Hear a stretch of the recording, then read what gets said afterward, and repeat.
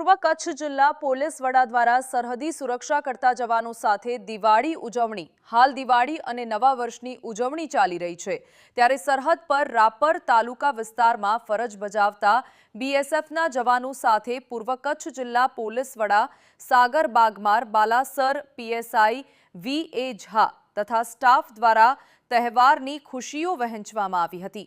આ પ્રસંગે border security ફોર્સની 56 બટાલિયન કુડા બીઓપી અને 21 બટાલિયન બેલા બીઓપી ખાતે સાગર બાગમાર સાહેબે જવાનોને મીઠાઈ અર્પણ કરી દિવાળી તથા નવા વર્ષની શુભકામનાઓ પાઠવી હતી।